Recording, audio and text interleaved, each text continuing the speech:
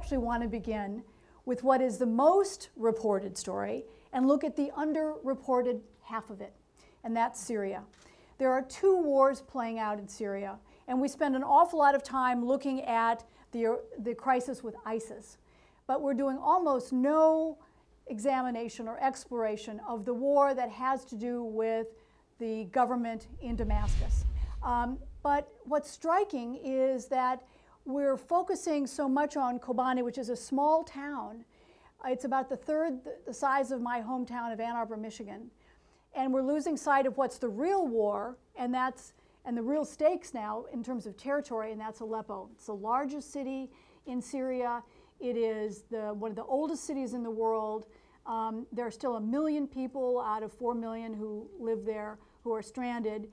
The government holds about half the city, the rebels hold the other half, and it's on the verge of being surrounded, encircled basically by the government. That while the outside world is focused on little Kobani and the US airstrikes, Assad has used this moment to drop hundreds of barrel bombs. In the meantime, half of the Syrian population, again, we're not paying very much attention to it, over half the Syrian population is today either refugees or displaced people inside the country. That's one of the largest humanitarian crises since World War II. And the world doesn't care to the point that the UN has just cut off food supplies to 1.7 million refugees. And they just don't have the money to pay. And this will leave people who don't have jobs without food. And this is calamitous. My third is a part of the world that I used to spend a lot of time, and that's South Africa. A week ago, we marked the 1-year anniversary since the death of Nelson Mandela. And this is a country that's supposed to be the economic engine of the rest of Africa, the political model for the region.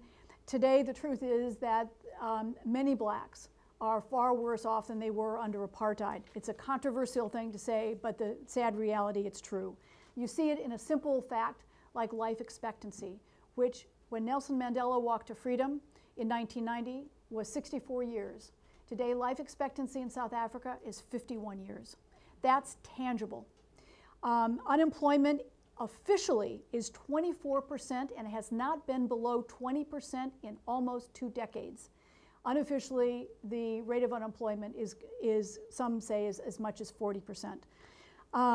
It is the rape and murder capital of the world. Crime is rampant. Instead of Mandela's rainbow nation, South Africa today still resonates with racism. A recent poll found that 47% of whites believe that apartheid was not a crime. And the leaders of the ruling African National Congress have sung songs publicly advocating the murder of whites. President Zuma was acquitted for charges of rape with a young woman. He argued it was consensual sex. He got on national television and denied that he got AIDS. She is HIV positive because he had taken a shower the next day.